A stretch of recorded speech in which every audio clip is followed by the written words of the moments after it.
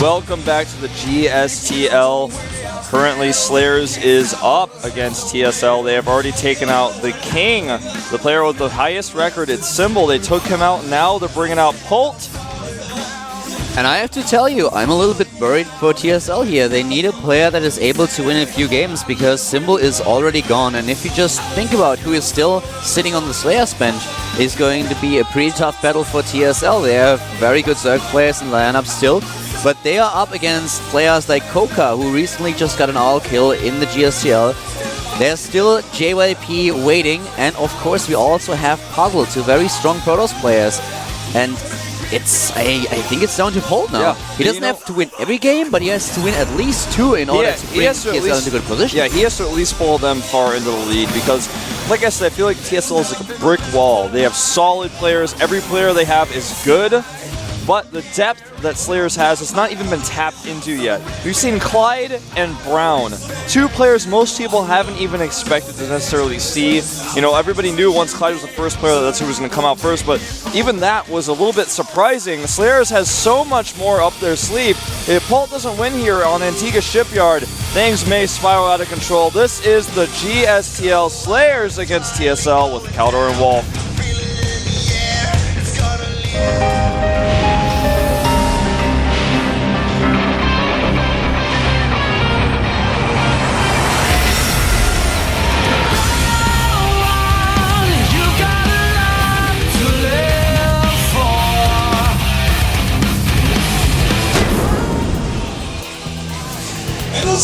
And here we go, Antigua Shipyard is the 4th map in this GSTL team match between Slayers and TSL. The Terran player starting to the bottom of the map in the red is the TSL player. It is the captain of the team. TSL, Pointer! In Pult we trust. That's basically what the coach told his captain. They really need him to come through here. He needs to edge out a win not only against Brown, but he needs to take down a few of the Slayers players. The Slayers team is really happy so far. Every single decision that Jessica, Bomber and Salah made was the correct one. And their player is starting to the top of the map in the blue.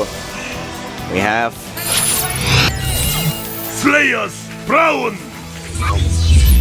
Brown trying to take Pult out here. He came out for a reason, and that was to kill Symbol. But if he can kill Pult as well, man, the captain may go down with the TSL ship because things are going to get pretty... They're going to get pretty nasty. They're going to get a little bit hairy. I think they already are. Symbol is a strong player, so is Shine. Those two, I definitely expected from both of them more than one combined win. But I have to give some credit to Brown here. The way that he executed this build on Ohana against Symbol, this was really beautiful. It was he did it very even after well being scouted, you know? Yeah. That's something that shows a lot of practice and flexibility. You could really see that he prepared for this match, and I did not expect Symbol to lose to him. But with the way that Brown approached this matchup and his opponent, it was really something where you have to say, okay, job well done. Really well executed, and therefore he deserved the win. But it's sad for the TSL team. I would have loved to see a few more games out of Symbol, but the best player of TSL is already out, and now it is up to Pult. It really is. He has to make something work here. He is going to go for a 1 barracks expand, walls the probe in. He's got an SCV out on the map. Going to use that to scout rather than make the command center. We'll have to send another one out. He'll do so after killing that probe. Meanwhile, for Brown, it looks like he's going to be doing a pretty stereotypical 1 gateway expand. This is something that, you know, is indicating that this guy wants to play a straight-up game against Pult, even though he was the sniper for Symbol. He's going to come out here and actually just see if he can take Pult out, or at the very least, make Pult play a real game, perhaps tire him out, because like you said, Pult needs a lot of wins here. He needs to beat several players, and he's going to have a tough time already. That's what Brown wants him to feel. Do you really think that tiring out a player is a valid strategy in a team match? Because I know that there's a lot of pressure if you are sitting in the booth, but at the same time, these players are used to train for 8 to 10 hours, sometimes even more, depending on what kind of game they are preparing for a day. So do you really think playing like 4 games in a row, even there is a lot more pressure than in practice, is really tiring someone out? I think that was something I wondered about for quite a long time. I think that mentally speaking, if you have a few close call games where you're ahead and suddenly your opponent has a hidden expansion, you scout it late and you're like, oh no, and you still win, but you barely win, like the Gumiho situation we saw just yesterday.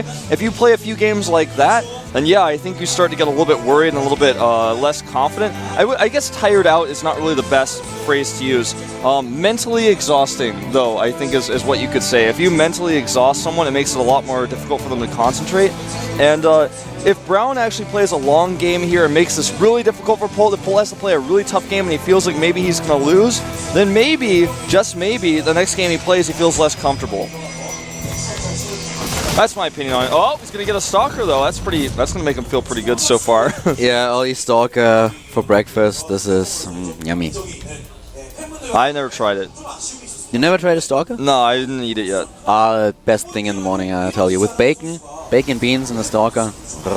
Okay. It's great. I'll try that. That sounds really good. It's even better than a roasted Zergling.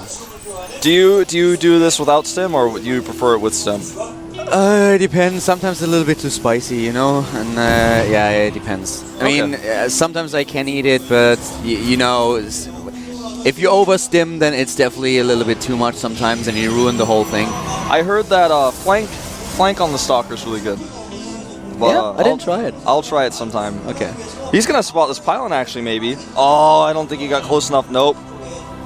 And this is just basically going to be 3 gateway pressure. He's going to warp in 1 round of Stalkers, and with the second round, he'll warp in again and go. And with that many Stalkers, if there's no repair on the bunker, he'll lose the bunker no matter what. So it's all going to come down to whether or not he repairs. And he actually warped in sentries first. I expected about 6 Stalkers, though.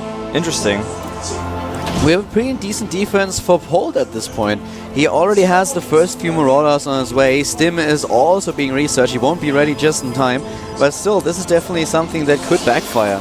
He needs to be careful here.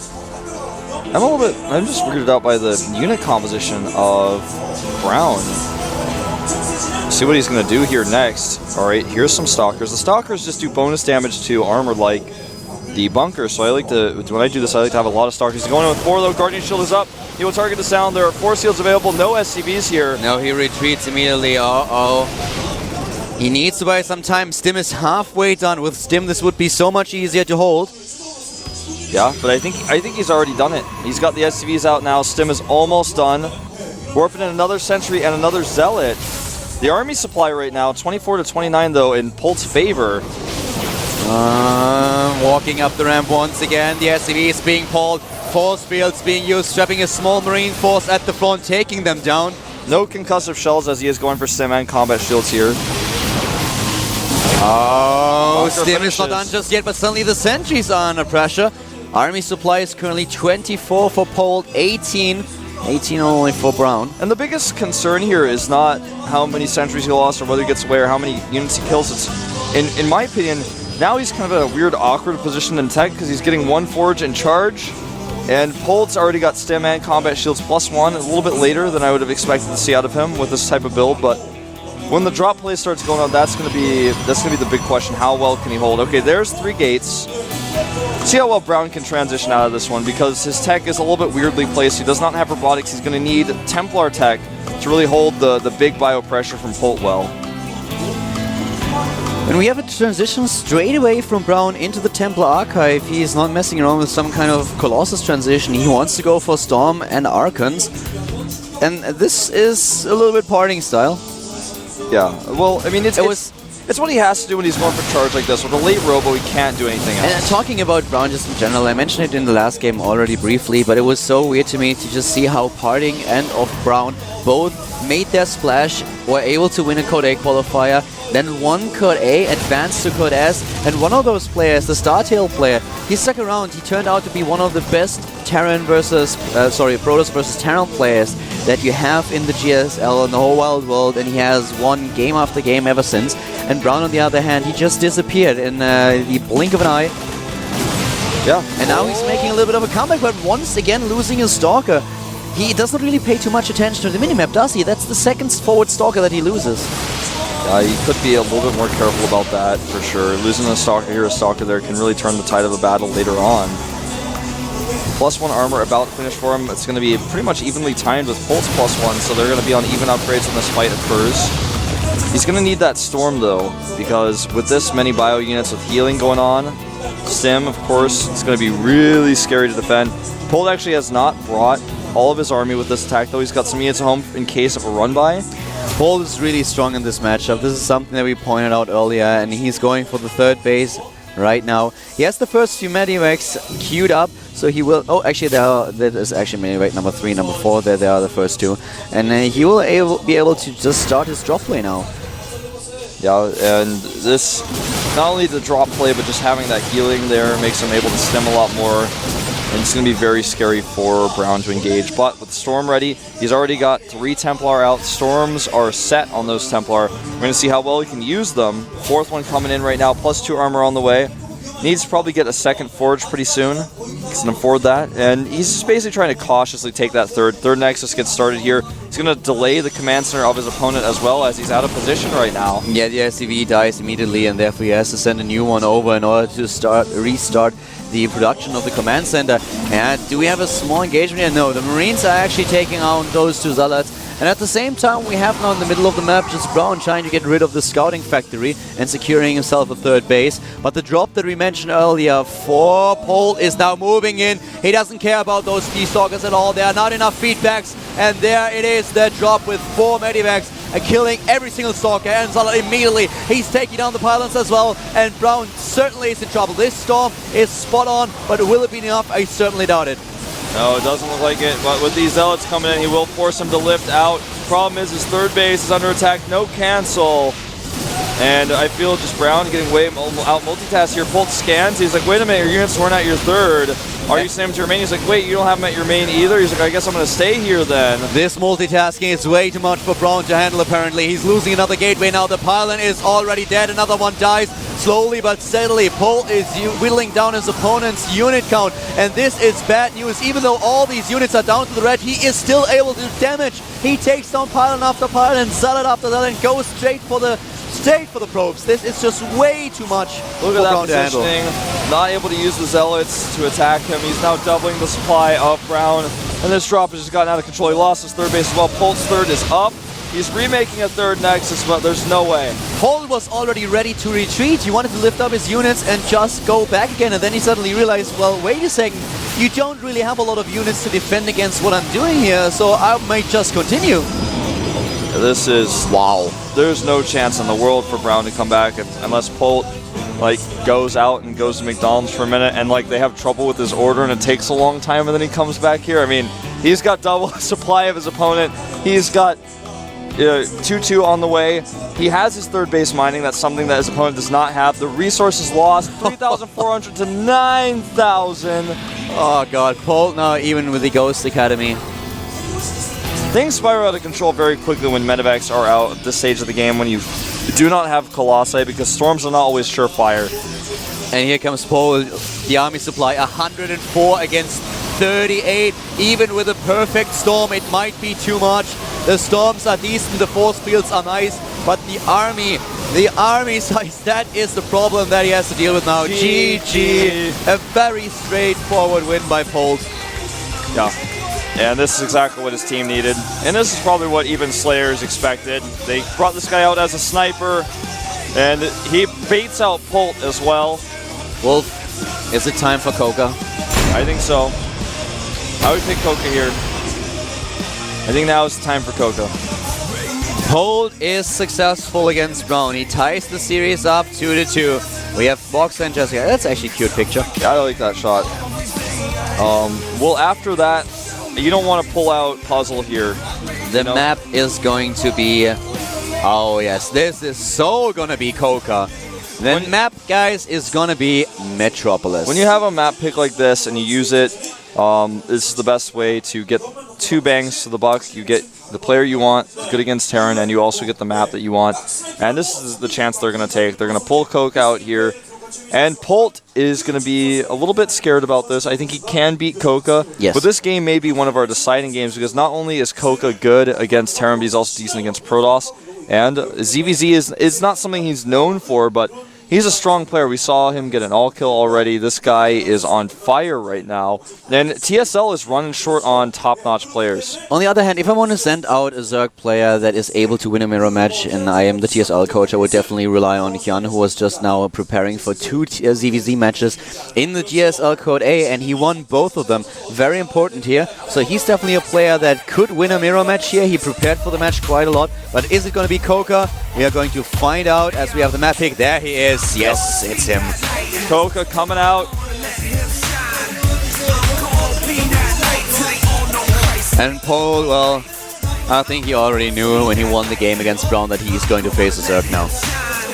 This was a this was an easy choice, a very obvious choice.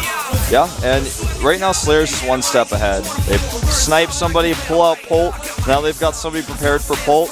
And if Polt is gone, TSL is in trouble. So yeah, that last game was important, but it was pretty straightforward. Polt felt confident, I can kill Brown. Brown's not a big challenge for me, but Koka is going to be the big enemy #1. And it doesn't matter how curly his hair is, man. He just looks so dangerous. He all killed already once this season. It is not going to happen today, but he doesn't have to. If he's able to just win against Polt, this would also already be a huge win for Slayers.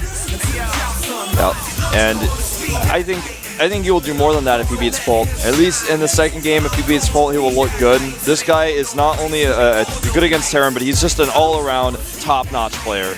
I would not call him a sniper by any means. I'm really sure that if Koka is able to win here, well, we're getting kind of ahead of things, but I think if Koka is going to do what Slayers expects him to do and takes the win, that we are going to see Hyun in another ZVZ. I think you're right. We've seen his games in Code A, and he looked really strong. He played the round 2 match against Sniper.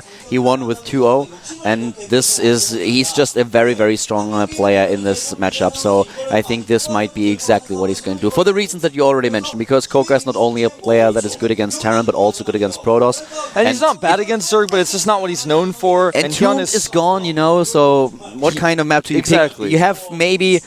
Well, Antigua Shipyard is gone as well, so you can't send out another Terran player, which would also already be a little bit unlikely, but maybe with a map advantage, but Antigua's gone, so a ZVZ would, I think, be the best option for TSL. Yeah, and Hyun is going to be able to play ZVZ quite well after practicing 2 ZVZs in a row for his Code A matches. But of course, we are speculating here a little bit, because first of all, Koka has to defeat Polt, and this is not going to be easy. It's not going to be easy. Even with Metropolis being the map.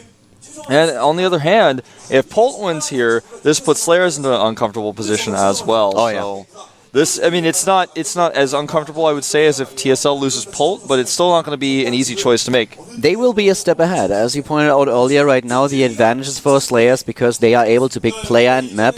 But, well, if Polt is now able to win a second game, then suddenly things turn very, very quickly. Yeah, they can get quite foul, and I think, well, we have to see what Koka's going to do on this map, but I think we're going to see a lot of run-bys. We're going to see Heavy Infestor play through the mid and late game. This is something that he's quite known for, but at the same time, we could see a lot of Zergling run-bys because that's what this map is known for. This map has a terrible win rate for Terran. I think this actually may be the most lopsided win rate on a map I've ever seen. Koka GSL seed? Based on hair alone, well... Your hair puns are by now doing way too much damage to this community. Well, to be honest, man, I think that he has very unique hair. It's not really my favorite kind, but it looks good on him. His old hair before it went curly was good as well. But when I saw him for the first time with his curly hair, I said, wow, you have done it. You have pulled curly hair off better than anyone I've ever seen in all of Korea, actually. Can you picture yourself being a hairstylist? No, I think I'm just going to be a StarCraft commentator. Okay. I could commentate hair, though. I could... How? Okay, so try. Imagine this. Well, I'll try that later, but... Imagine this, like there's like a runway, right? There's models going down, and I just comment on the hair alone. I just picture you as the hair whisperer. Can you make mine grow back? Well, I will try to summon that. It takes a lot of energy, though, so I can't do it right now. My brain is too focused on not only the match ahead, but Koka's curly hair. It's drawing my powers. This is going to be good, guys. This is going to be a Zerg versus Terran. TSL against Slayers. This is the second semi-final. Both of the teams, they want to go to Busan. They want to face FXO in the finals, and Koka is now in the booth. Is he up to the challenge though? Is he able to defeat Pole? This is what we are going to find out very soon. The map is Metropolis. It is a great game. A tough map for Terran, a tough map for Pole. You can see him squinting there a little bit. He's trying to get himself mentally prepared for this. Probably expected to face Koka. We'll see if Koka can come through for Slayers. This is the GSTL cast by Calder and Wolf.